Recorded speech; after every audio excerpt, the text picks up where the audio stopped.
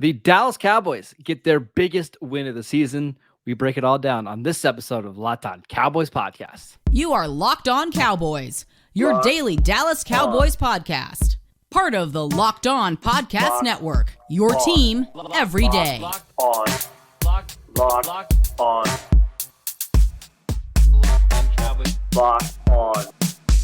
Cowboys. Welcome back to the Locked On Cowboys podcast, part of the Locked On Podcast Network, your team every day. We'd like to thank you for making us your first listen of the day. We are free and available on all platforms. Today's episode is presented by Prize Picks. Prize Picks is daily fantasy made easy. Pick 2 to 5 players, and if they score more or less than their Prize Pick projection, you can win up to 10 times your money on any entry.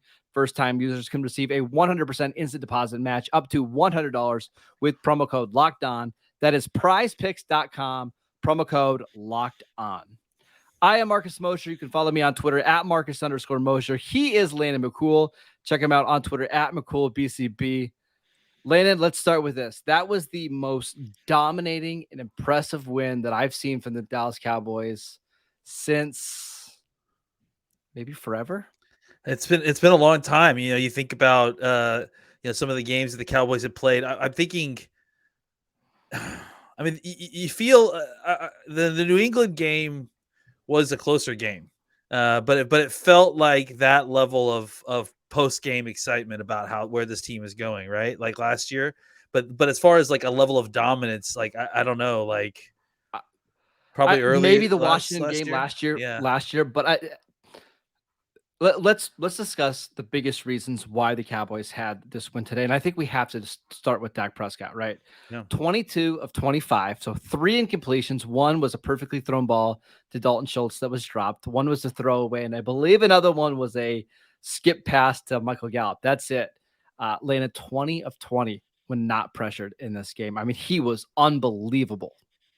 Yeah. You know, he looked comfortable. He looked like what we expected. You know, I think he came into this game clearly very focused. You know, the defense gave them a lot of help early on to kind of get them sort of on that LA Rams game script, right? Mm-hmm. Where you get an early turnover, you get you an extra possession, you lose the toss, so they are on the first drive, so you steal back their possession, which really played well because you're able to get points near the end of the half. Spoiler alert, and then come back and score points, obviously on the other side of the half as well. But yeah, I think, you know, Dak's credit, he didn't squander away very good opportunities that the defense presented early. And then when they got their own chance to get the ball and drive the length of the field, they were masterful in just kind of mixing run and pass. Dak was very accurate, obviously, as the numbers seem to indicate, and just their ability to have an answer for everything that Minnesota was doing defensively and be able to, and look, the third down numbers, like that's a big part of it too. And that is a huge part of what Dak was doing. So very, very exciting game for Dak Prescott, even though the numbers are the 25, the completion percentage is crazy high, but the as far as, you know, yards and touchdowns don't look, you know, insane. It doesn't quite tell the tale of just how good Dak Prescott was playing in this game. Yeah, I should have mentioned this off the top. The Cowboys did beat the Minnesota Vikings 40-3 in this game. I'm assuming you all watched this game. This was the national televised game, but you never know. There's people out there that haven't seen this game. I think, talking about Dak, this might have been the best game I've seen. Not the biggest stat that he's had in his career. Like, there's obviously been more games where he's thrown against Philadelphia, he threw 5 touchdowns or whatever. Yeah. But just like completely in control, getting through every single one of his reads, like the one of the touchdowns to Tony Pollard. Yeah. Pollard was the 5th read on that play, and Prescott was able to make, get through all of them. Got to give credit to the offensive line though as well. They protected him, and Dak killed Minnesota's secondary. Yeah, I think this was the offense's most complete game across the board, and obviously it shows, like, top to bottom. The pass protection was incredible when they needed it to be. Run blocking was obviously dominant. I just can't wait to go back and watch Terrence Steele in this game, because there were just several different times where you just saw him destroying things on the right side. Pollard was just masterful, and Zeke was the perfect complement there. The touch balance was just exactly what you wanted it to be. By the way, 15 carries for Tony Pollard for 80 yards, 15 carries for 42 yards for Zeke. Don't worry about the yards per carry in this game because Zeke got a lot of the goal line and short yardage work. Both those guys scored 2 touchdowns. Now that is balance. Yeah. And that's not bad. Yeah, and actually, I mean, just to kind of, even break it down statistically, like I'm pretty sure that both of these guys finished right around or with positive EPA per play Yeah. when rushing the football, which is really rare, because you just More don't important normally than get the that. yards, right? Yeah, both of their success rates were extremely high. Ezekiel Elliott, I think, ended up with 53% success rate, which is really, really high. So both running backs, even though the yardage looks out of whack, and obviously Pollard had an incredible game. No one's taking that away that he was the star of the game. But Zeke also did, with a high level of success rate, even if the yardage isn't super high. I think that the offense across the board, this is the goal. Like this is the goal, right? I mean, this is the template. I think you would like to see CeeDee Lamb maybe get a couple more catches and score yards, but honestly, it doesn't matter. Like they scored 40 points and they won by 37 points. Like this is what you're looking for from the offense, top to bottom. And we started talking about Dak Prescott, who, again, absolutely amazing, led this offense, but just really everybody on the offense. The offensive line played well. As you mentioned, the running backs were good. This is what gets you excited about the Cowboys offense. If the offensive line can perform like this, obviously it's not going to be like that all season long, but we have seen flashes of this, right, Landon? Against Chicago, they scored 42 points on offense.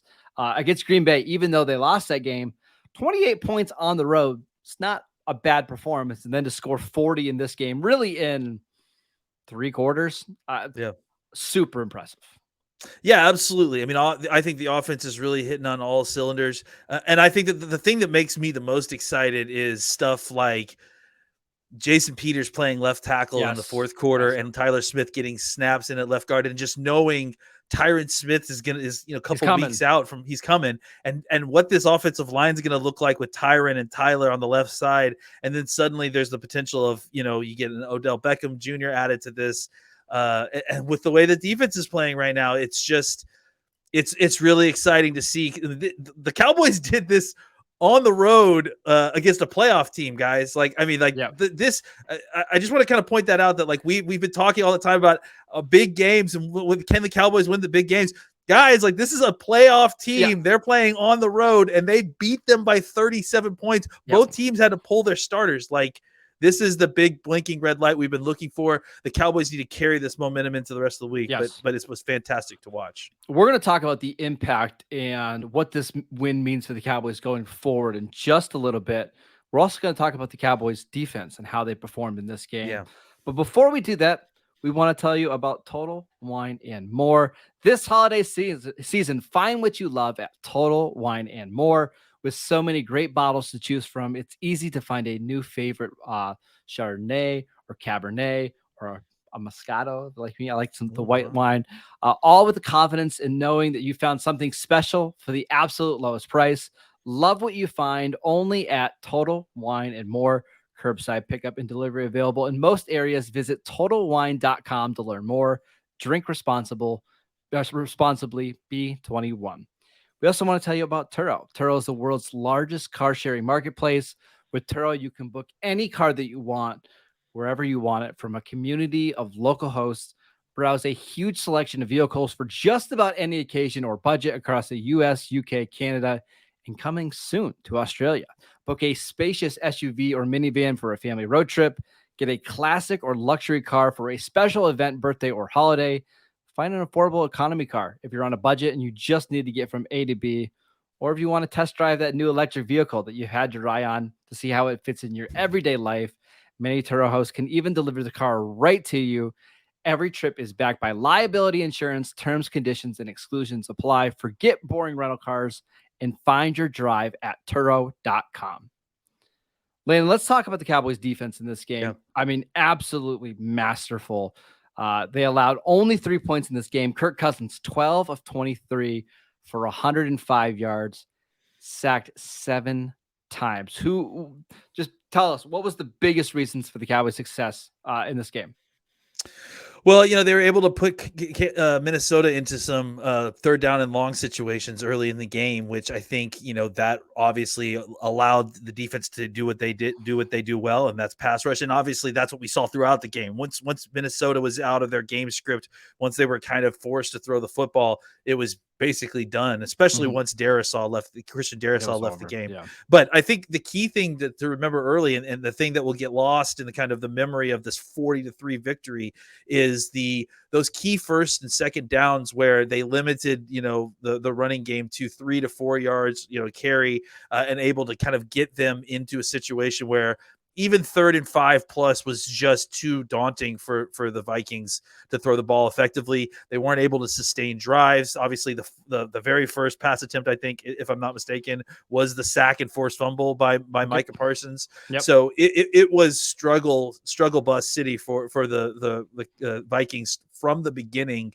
throwing the football. And again, as we talked about, all of that is set up by opportunity provided by the defense themselves, by eliminating those early down successes and getting them into situations where they have to throw the Cowboys know that they're throwing the football and they can pin back their ears. Once that happened, it was like there was blood in the water, like the Cowboys defensive line was swarming. Everybody was getting pressured. Armstrong, Lawrence, Parsons, Diggy Zua at different points. Gallimore was getting through. Everybody was getting an opportunity, curse on a blitz, excuse me. And it was just one of those things where, the running back, especially the yards per carry, like it doesn't look fantastic. But the point of the whole thing is that once the Cowboys got them into a game script change, once the defense was able to provide situations where the Vikings had to throw the football more, the game was basically over. And the Vikings offensive line was not able to adjust to stop them. Without Darrisaw, they couldn't put Darrisaw on an island. They couldn't try to spread the pass protections away from him. They had to figure out the math, which was just not going to work. And basically, Cousins folded under the pressure of the Cowboys defensive line. I know some people are going to call it front running or whatever, but this Cowboys team is built to play with the lead, and we see this every single week. Just go through the play-by-play, right? The first drive of the game, Minnesota fumbles, the Cowboys turn it into a field goal. Minnesota actually goes down and gets the field goal on the next drive. Nice little response for them. The Cowboys then go touchdown, field goal, touchdown, field goal, touchdown on their next drives, and it's over, right? Yep. And once they get that 10-point lead, or I think it was a 13-point lead at one point in time, that's when they can really tee off, and they dare teams to just stay running the ball. And most teams get a little impatient, especially ones with superstar receivers like Justin Jefferson and Adam Thielen and a tight end like TJ Hawkinson. Yep. You want to go out and pass the ball, and this pass rush is too good to just drop back and try to throw the ball on 3rd and 8s and 3rd and 9s. It's not going to happen. It's tough because, you have to maintain against this defense, the Cowboys defense, you have to maintain like a very high level yards per carry.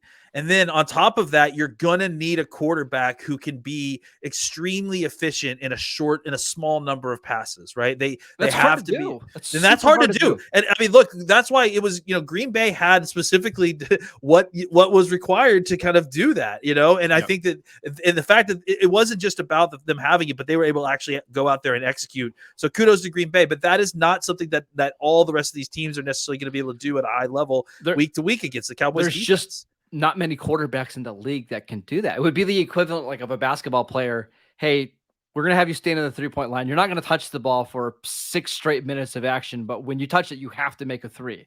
Yeah. That's really hard to get into a rhythm that way. There's very few quarterbacks that can do it. Rodgers did it to him last week.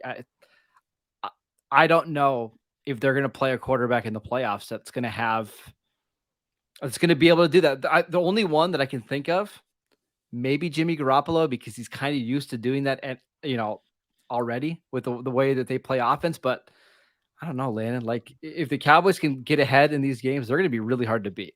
Yeah, I think that was what we definitely learned today, is that the Cowboys, if they can play with the lead, if they get opportunities, if the defense can create opportunities early in the game for the Cowboys to get a lead, they can make things very uncomfortable, because trying to throw the football when the Cowboys know you're throwing the football is very difficult against this defense. Absolutely. Let's talk about some individual players in this game. We just got done talking about this unit as a whole. I mean, Micah Parsons had a really strong Micah Parsons game, 2 sacks, 5 QB hits. I mean, it was pretty clear that he was healthy and playing well, and maybe just leave him at edge. Anybody else that you want to point out in this game? I thought that, look, there's tons of different people that we can get to. We could talk to. I thought CeeDee Lamb had a very efficient game, which was not, blowing the doors off, which is fine. Oh, I meant specifically on defense. I'm sorry. Oh, on defense. I'm sorry. We're just talking defense. Defense. I thought Javon Curse played really, really good. He was specifically in coverage a lot. It felt like on Hawkinson, who did not have a huge game. I think he ended up with 5 catches on 9 targets or something like that for like less than 40 yards. So, and I thought he was good in coverage. I thought obviously Dorrance Armstrong, who ended up with 2 sacks and a fumble recovery today, was just kind of, and I thought that on top of that also was doing a really good job of sealing that edge and holding the edge and making some key tackles in the run game when you needed him. Trayvon Diggs, I think, was another guy that the numbers, there's not really numbers to discuss other than the lack of numbers on the side of Jefferson. I don't know that he shadowed him the whole day, but he was definitely on him for it felt like the majority of the day. 3 receptions for 33 yards in this game. Yeah, I mean, against the best receiver in football, I'll take that for sure. I got please give me 2 guys really quickly. Yeah, Dorrance Armstrong. I mean, yeah. Jeez. So he had a sack on Christian Darrisaw before Darrisaw left with the concussion. He had another sack in this game. He should have had a 3rd sack, 3 QB hits. This might have been the best defensive game that I've seen from Dorrance Armstrong, at least this season, maybe in his career. Well, I mean, that trio of defensive ends opposite of Parsons, Armstrong, Sam Williams and Armstrong, and Sam Williams, and Fowler, Fowler himself got a sack. I think all the defensive ends really took to heart what happened last week, and they all played fantastic. I got to call out these young linebackers, man. I thought Clark played really, really well considering what the assignment was this week. I think that for the most part, we thought that Anthony Barr was going to end up playing this week. So that was kind of a last minute thing. So for him to go out there kind of on a last minute step out there and play a full slate of linebacker snaps, I thought he played really, really well from what I could see. Please play these young linebackers more. Damone Clark and Jabril Cox just give the Cowboys so much more speed on defense. I'm begging Dan Quinn to please let them play. One more thing I need to ask you about the defense before we move on. Yeah. Can you guess how many players on just defense made a tackle in this game? The number's going to shock you. 16, 17, 22. Wow. I'll give you. I mean, ready? Let's hear it. In order of most tackles: Jaron Kearse, Micah Parsons, Dorrance Armstrong, Anthony Brown, Leighton Vander Esch, Trevon Diggs, Damone Clark, Jabril Cox, Sam Williams, Neville Gallimore, Dante Fowler, Donovan Wilson, Deron Bland, DeMarcus Lawrence, Luke Gifford, Osa Odigizua, Chauncey Golston, Kelvin Joseph, CJ Goodwin, Carlos Watkins, Izzy Makamu. It's pretty hilarious, man. It's quite a list, especially since they were subbing guys in at the end. It just felt like there was a ton of people playing. Yeah, I mean, I honestly, this is one of those games where everything seemed to go so well that it's hard to cover everything, right? Yeah, and it's a short week too. We're not gonna have a lot of time to cover this, so it's gonna be difficult. But we wish that we had a full week to enjoy this win, right? Yeah, I mean, that's like really soak it in, right? Like, and maybe if they beat the Giants, we'll get like a really nice long week to just kind of view this as a doubleheader win, but. They got to go out and beat New York and on Thanksgiving. That's going to be very, very key, obviously, to this being a good win. Let's talk about the impact of this win for the Cowboys kind of long term. But before we do that, we want to tell you about Prize Picks. All you have to do is pick 2 to 5 players, and if they score more or less than their Prize Pick projection, you can win up to 10 times your money on any entry. No competing against other people. It's just you versus the projections available. Prize Picks offers projections on any sport that you watch. This includes NFL, NBA, MLB, NHL, PGA, college football, men's college basketball, women's college basketball, soccer, WNBA, esports, NASCAR, tennis, MMA, boxing, disc golf, Euro basketball, cricket, and more. Entries can be made in 60 seconds or less. It is that easy. They are currently operational in over 30 states and in Canada. Download the Prize Pick app or go to prizepicks.com to sign up and play daily fantasy sports. First-time users can receive a 100% instant deposit match up to $100 with promo code Locked On. If you deposit 100, Prize Picks will give you 100. If you deposit 50, they'll give you 50. Don't forget to enter promo code Locked On at sign up for an instant deposit match up to $100. All right, Landon, the Cowboys now 7-3 on the season. They are now back in second place in the division after the Giants fell today to the Lions. What does this win mean for the Cowboys? Big picture.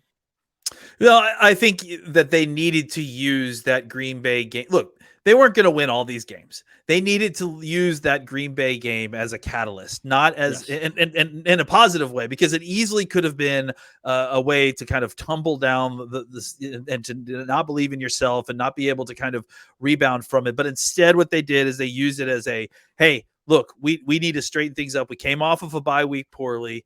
It was a difficult game. There's a lot of things going kind of against us. It just didn't work out. We put it behind us. We need to win this game against a playoff contender. They were able to do it. They were able to travel on the road and do it. And I think what that shows you is that, hey, they belong. This is a talented team, a belief in themselves, right? And they've got a short week. I think they know that they're a more talented team than the Giants. They can get in there. If they can find a way to win this week, then they're really cooking with gas, especially with the rest of the season the way they are. And then, like, again, little stuff that can point towards them even improving, right? Like, again, seeing Tyler Smith start to take snaps in at left guard with Jason Peters at left tackle, knowing Tyron's going to be back, right?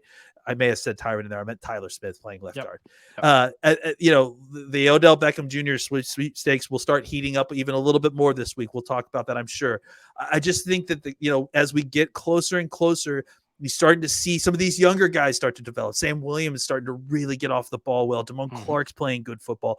Bland has not killed you out at Nickelback. I think all these things are very extremely positive things. I didn't get a chance to talk about it on the offside of the ball, but real quick, Gallup looking a little bit better this week, which was huge. I think all these are pointing towards this becoming a better team as the season goes along, as the season gets to the end of the year. I thought that Mike McCarthy did a great job guiding this team last year just to remain healthy and playing at their best football at the end of the year. Didn't work out in the playoff game, but I think, again, if we can get there playing our best football, I think that we can be a terror in the playoffs. Yeah. I think previous Cowboys teams, maybe not the Mike McCarthy Cowboys, but previous ones, they let a loss like the Packers game turn into 2 or 3 losses, right? Like, you're right. You lose a game on the road, which you're up 14, and that bleeds into the next game, and you start off slow. It wasn't the case in this game. Like, the Cowboys put the foot to the pedal early in this game. I cannot remember a game in which felt like it was over before the 10-minute mark in the third quarter. Even so much that this was the CBS national game. This is like the only time that the CBS is going to get the Cowboys the rest of the season. And Landon, you know this better than I even do. Yep. They switched out of that game. They turned it off. In the middle part of the third quarter. Yeah, I had to scramble to find. To watch the whole fourth quarter. It was absolutely insane. I don't think I've ever seen. I mean, maybe one other time in a very similar situation have I ever seen the Cowboys basically shut or switched off of from a national broadcast. It's especially not when they're 6-3 and they're going up against an 8-1 team, right? Yeah, like, absolutely. Maybe if they're bad, and there's a more entertaining game, but they switched to watch the Steelers. Yeah, exactly. I mean, this is a primetime matchup between two playoff teams, and the fact that they switched away from it because the Cowboys were beating them so soundly. Positive vibes, dude. I'm loving it. It's really good stuff. The good news for the Cowboys now. Say this, they've been really bad on Thanksgiving, like my entire lifetime. They've been awful. But you look at the schedule ahead, and I know it's not always a smart thing to look ahead, but that's what we're doing right now. Their next 3 games are all at home. They play on Thursday, and then they play on Sunday night against the Colts, who are playing better, but it's still the Colts. And then you play against the Texans the following week. Cowboys are healthy, relatively healthy, going into the last week of November. They're in a good spot, even though they're 2 games back in the division. they're playing good football right now, and they just beat a really good team. It's hard not to be at least a little bit excited, right? And honestly, like, look, the Eagles didn't look great today. No. I mean, I know they won, and I know the announcers were really excited that they won, but it didn't. They didn't look great. They shouldn't looked like feel an great offense. about that win. I know a win is a win, but you should. When it came down to win time, it looked like they were afraid to put Jalen Hurts into passing situations. It felt like they had to run the ball in order to kind of win that game. This isn't Locked On Eagles, but did you know that Jalen Hurts did not complete a pass on their touchdown drive at the end of the game? Yeah, I did know that. And I thought it was hilarious that they were talking about how this was like an MVP seal or like, I was like, Jalen Hurts was the part of the offense that they were trying to work around that whole time. So, yeah, and made, look, I just think the Cowboys right now have a lot of things working for them. If they can kind of continue to be focused, the Eagles don't have it all sealed up quite yet. So they could easily falter. If the Cowboys can remain focused, they may falter a little bit. You may get an opportunity to get a Christmas gift on the 24th when you play the Eagles. That may be for the division. Just take care of business on Thursday, right? That's right. Take care of business. You did the hardest part. You went to Minnesota after playing another road game, and you beat the team that you were, I guess, favored to beat. I don't know. It still seems weird, but you beat the team that everybody thought maybe was as good as the Eagles in the division. In the conference. Impressive win for the Dallas Cowboys. We'll be back tomorrow or on Tuesday to break it all down. Please send us in your Twitter questions. It's kind of a condensed week here. So send in your Twitter questions. We're going to go over the film. We're going to talk about our biggest takeaways. Please do that. Go check out the Locked On Sports Today podcast, the biggest stories of the day, plus instant reactions, big game recaps, and the take of the day. Available on the Odyssey app, YouTube, or wherever you get your podcast. Please go check us out on YouTube as well. Go follow Landon on Twitter at McCoolBCB. I am at Marcus _Mosher. We'll see you guys next time.